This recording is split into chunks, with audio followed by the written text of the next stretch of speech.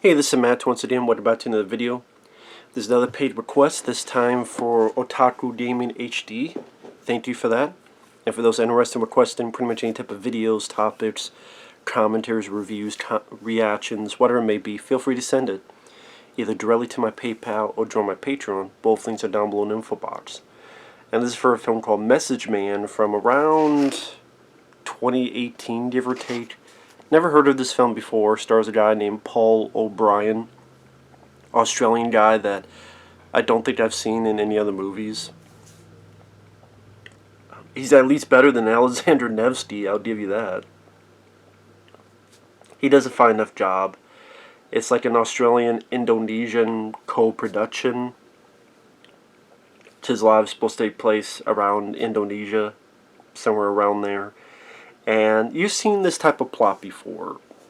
What I mean by that is the type of plot where your lead is a retired assassin and he wants to live a quiet life, in this case on a boat. The first half of the film is a slow burn with not much of any action. And it's the guy getting to know this family. There's a little kid he gets to know, and then he has a mom and a sister. So he's getting to know these three people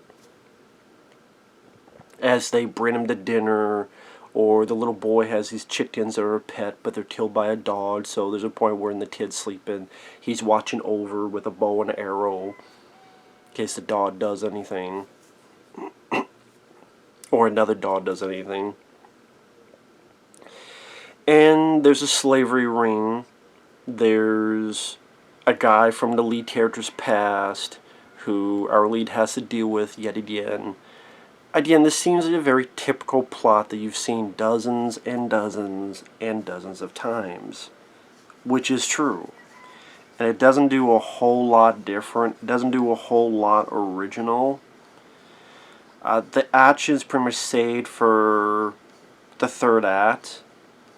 I would say maybe the last 30-35 minutes, give or take, where the two kids are kidnapped by Mr. Lee. That's the villain's name, Mr. Lee. Because the deal with that is the lead guy had killed Mr. Lee's parents because they were into shady stuff as well, so Mr. Lee wants revenge. I mean, the villain, in one ear out the other, take it or leave it. And the film was alright at the end of the day, because I thought the lead guy did a fine enough job acting. Wasn't fantastic or amazing, but was fine. The third act has some little decent bits of action. It's fairly action heavy. I mean, the first action scene wasn't really that good because the scene is a kid. The kid gets almost run over, so of course our lead guy's pissed off. And he throws something at them, and these like 3 or so guys come after him with machetes, and the guy kills all 3 of them, chops their arms off, even heads off. But it's done in such bad, cartoonish, cheap CGI gore, it ruins the whole scene. It just looks absolutely terrible, absolutely awful, the CGI gore. It just looks awful. Absolutely fucking terrible. So, after that, like I said, when he gets in the third act, when the 2 kids are taken, and he goes to like this pirate ship to take care of a bit of business, and he goes to this other area, and he's hired a sniper to help him out, and the sniper helps him out, gets some nice bloody headshots. There's also this, I mean, technically it's not a cab, but just for sake of argument, I won't call him the cab driver. I didn't mind his character, because he doesn't know what's going on. He's scared, he's frightened, he doesn't want to be a part of this, but ultimately he does it because it's the right thing to do. And there's a bit in the movie where the lead character tells him, "You're going to be a rich man."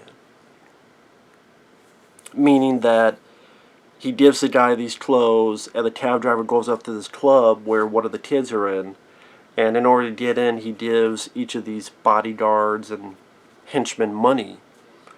And then he goes in.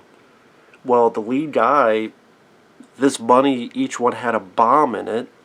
So like one guy took the money and put it by his ear, one put it in his pocket. When the lead hit the trigger, explosion occurs for each of these people, including one gets their head popped like a zit. I've never seen that done before, money being used as a bomb in that fashion. That was kind of an interesting idea. Sometimes the action would cut away a bit, like there's a, before that, when the bad guys are on the island and he starts killing some of them with a knife, but then it'll be a wide shot of the island and you just see muzzle flashes. And I guess that was because of budgetary constraint. So that was annoying from time to time.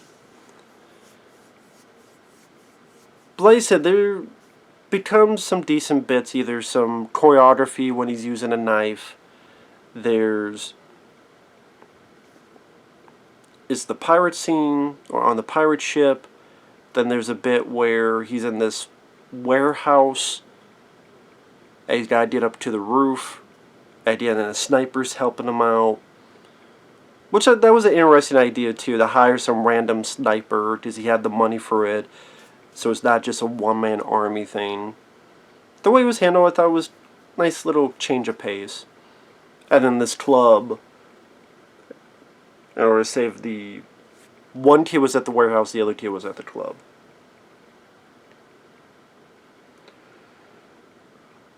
Like I said, at least the third act had a bit of an action-heavy feel to it. It's decent. I mean, it's no The Raid. Or, I would put The Raid 2 on here. I think The Raid 2 I got mad because I thought it was... The first half, it was just way too long of a movie. Nowadays, if I review The Raid 2, it would not be a rant. It's just that the first half disappointed me a lot, other than the prison scene. But it was like, there was a good 30, 40 minutes of... that could have been, I think, cut out of The Raid 2. Mainly all the scenes with the one guy who was the villain in the first Raid, but he plays a different character, and then he's killing some people, then he runs out, then he gets killed.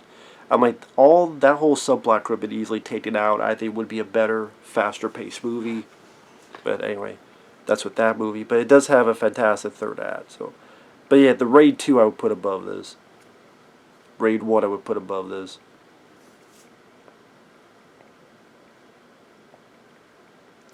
You're not seeing really intricate martial arts.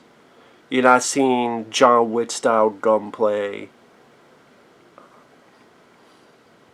I'm not really selling it that much. I don't know, maybe if you watch a clip or two on YouTube, you just see how you feel. I'll be honest, this is the second time I've been trying to do this review because I'm sitting there going, I don't know really what else to say. Because, to repeat, it feels like your typical movie. The third act brings it up above a Steven Seagal film. At least Paul O'Brien, I keep wanting to call him Dylan, but Paul O'Brien is trying. He's not being Steven Seagal like his later direct-to-video films. At least the third act, there's a bit of gusto and the action.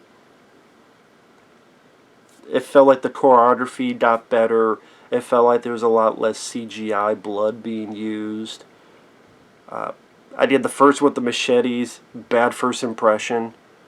That's your first act after a slow build. It's just garbage CGI blood. But it does get better after that. Like I said, they use less of that. And choreography doesn't seem as shaky.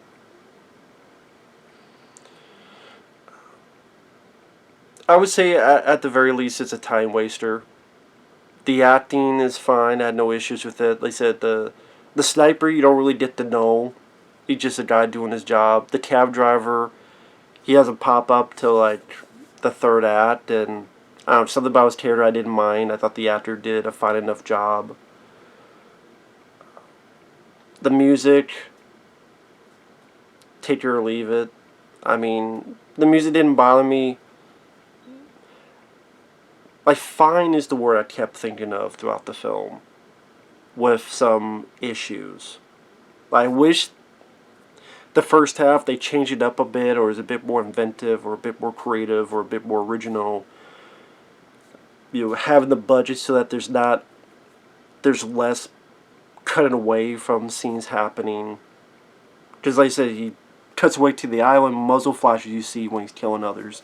Even on the pirate ship, he kills some, then there's others that are cutaways.